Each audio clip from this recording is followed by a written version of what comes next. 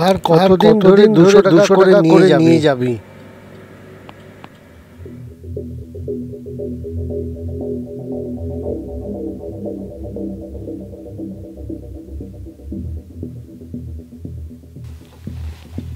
বলছি, আজকে ইন্টারভিউটা ঠিকভাবে দিতে পারবি তো? মনে হচ্ছে দাদা আজকে চাকরিটা পেয়ে যাব। এই নিয়ে প্রায় 50টার মতো ইন্টারভিউ দিলি, একটা চাকরিও পেলি না। এভাবে আর কতদিন চলবে বল?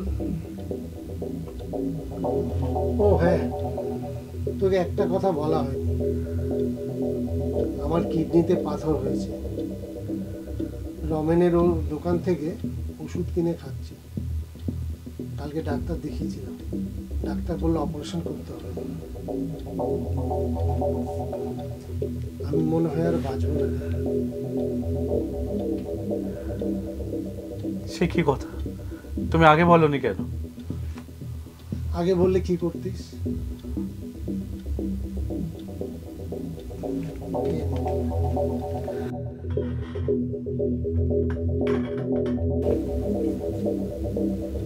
হ্যাঁ,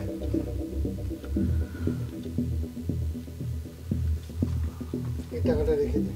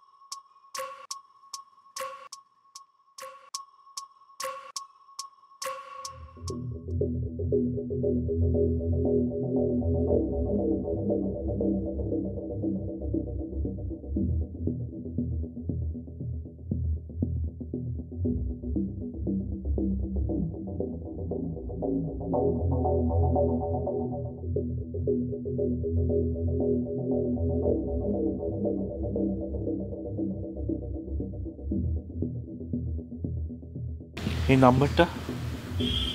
নাম্বারটা এখানে কে লিখলো? কেউ কি এসেছিল এখানে? যদি এসে গিয়ে থাকে তাহলে আমাকে ডাকলো না কেন? দেখি তো ফোন করে।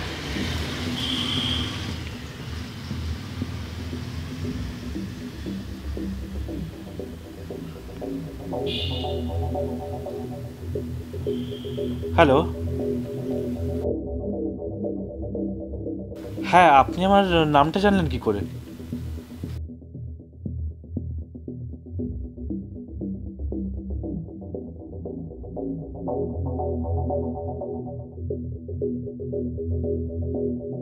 হ্যাঁ নিশ্চয়ই। কোথায় আসতে হবে বলুন, আমি ইন্টারভিউ দিতে চলে আসবো। ঠিক আছে স্যার, থ্যাংক ইউ।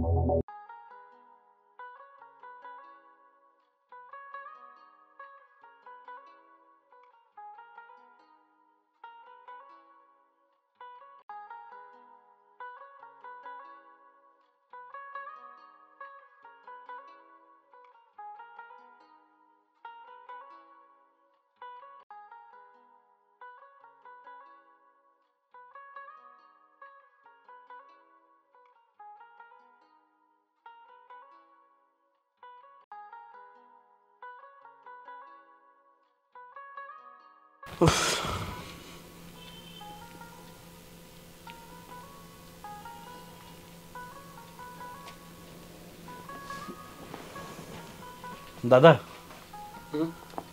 আমি একটা সফটওয়্যার কোম্পানিতে চাকরি পেয়ে গেছি। 35,000 টাকা স্টার্টিং স্যালারি। সত্যি? সত্যি। আরে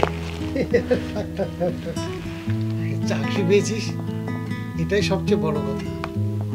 স্যালারি আর কি হবে?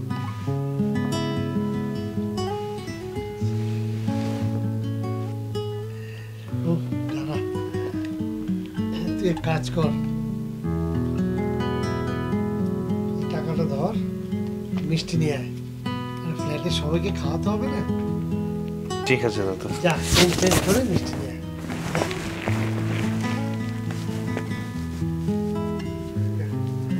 যাক বাবা, এতদিন ছেলেটার কথা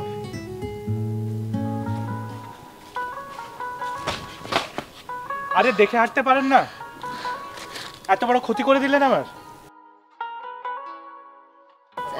না না, তেমন কোনো ক্ষতি হয়নি। এ নিন। ক্ষতি হয়নি আপনি জানেন? সরি সরি, আমি লক্ষ্য করিনি। আপনি চলুন, আমি কিনে দিচ্ছি। থাক, আর দরকার নেই। দরকার আছে। আপনি নতুন চাকরি পেয়েছেন আর আমাকে মিষ্টি খাওয়াবেন না? আমি নতুন চাকরি পেয়েছি এটা আপনি জানলেন কি করে? আমি জানলাম আপনি যে কোম্পানিতে ইন্টারভিউ দিতে গিয়েছিলেন সেখানেই আমি আপনাকে দেখেছিলাম। তাই ভাবলাম আপনার চাকরিটা হয়তো হয়ে গিয়েছে, কিন্তু আমার চাকরিটা হয়নি। আসলে ওরা আমাকে না অনেক করে রিকোয়েস্ট করেছে, তাই আমি কাজটার জন্য রাজি হয়ে গেছি। আচ্ছা। আর এইচআরের সঙ্গে আমার খুব ভালো সম্পর্ক হয়ে গেছে, আপনি সেটা নিয়ে চিন্তা করবেন না। পরে যখন ভ্যাকেন্সি হবে আমি আপনার চাকরির জন্য কথা বলে নেব। ও আচ্ছা, চলুন তাহলে আমরা একটু মিষ্টি মুখ করে আসি।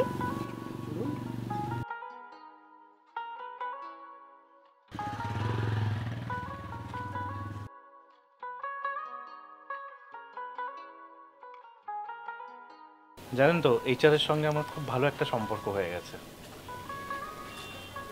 আমি আপনার নাম রেকমেন্ড করব চাকরির জন্য। আচ্ছা, তাহলে কবে হবে চাকরিটা?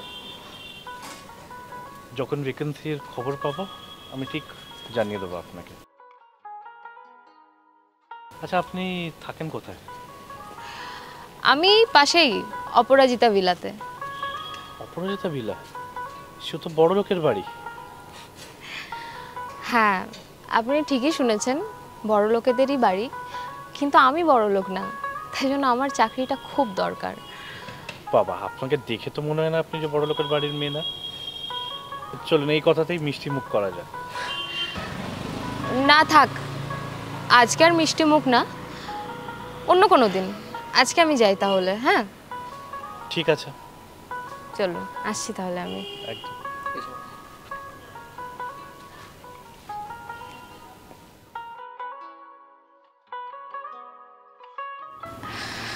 ও আচ্ছা আচ্ছা, চলুন চলুন তাহলে আমরা একটু মিষ্টি মুখ করে আসি।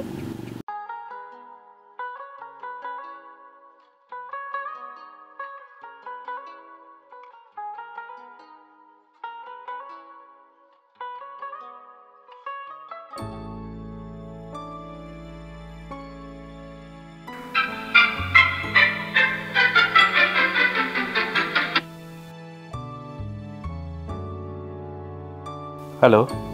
হ্যালো জয়। আরে ভাই, ভালো হয়েছে তুই ফোন করেছিস। তোর সঙ্গে আমার একটা খুব জরুরি কথা ছিল। একটা মেয়ে তো আমার চাকরির পেছনে পড়ে গেছে, ও আমার চাকরিটা না খেয়ে ছাড়বে না। কিছু তো একটা করতে হবে ভাই। আরে দাঁড়া দাঁড়া, ওই মেয়েকে আমি পরে দেখছি। আগে তুই বল, তুই প্রেম করছিস, আমাকে বলিসনি কেন? প্রেম করছি? কি বললো তোকে আমি প্রেম করছি? আবার ঢপ মারছিস, গাছের তলায় কাঁধে মাথা দিয়ে বসে আছিস আর বলছিস প্রেম টেম করছিস না। তুই কি মাল খেয়েছিস নাকি যে এত ভুলভাল বকছিস? আচ্ছা তুই বিশ্বাস করছিস না, ঠিক আছে আমি তোকে ভিডিওটা পাঠাচ্ছি, তুই দেখ। ঠিক আছে, পাঠা, আমি দেখছি।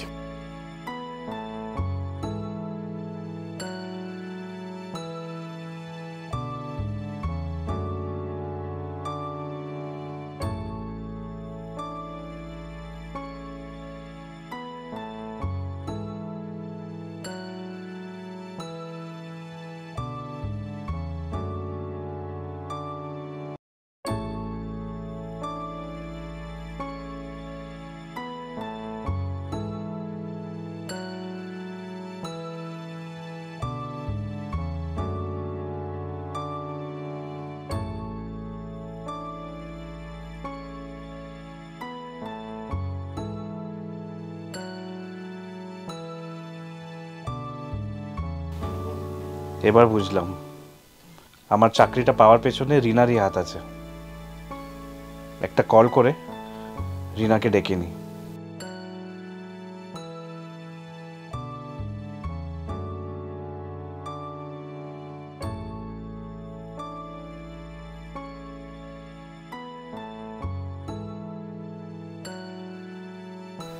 হ্যালো রিনা, তুমি কি একবার আমার সঙ্গে দেখা করতে পারবে?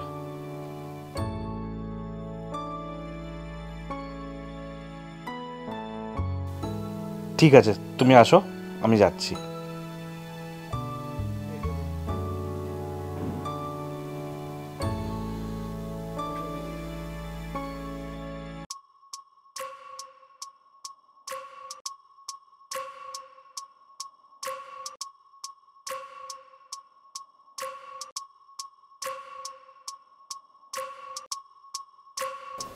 কি হয়েছে বলো, এতবার ধরে ফোন করছিলে? আমি তোমাকে কিছু বলতে চাই। বলো। থ্যাংক ইউ রিনা। কেন? চাকরির জন্য। কে বললো তোমাকে? তপন? না, এই দেখো।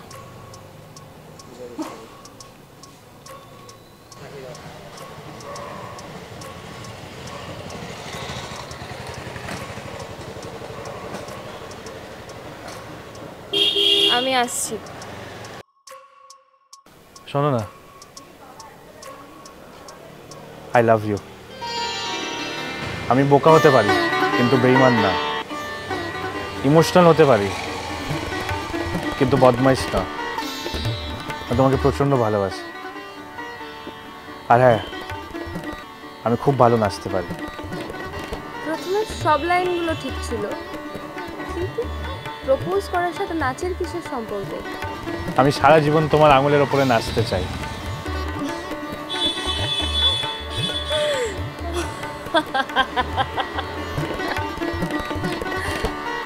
আচ্ছা, বুঝলাম। আমিও তোমাকে সারা জীবন নাচাতে চাই।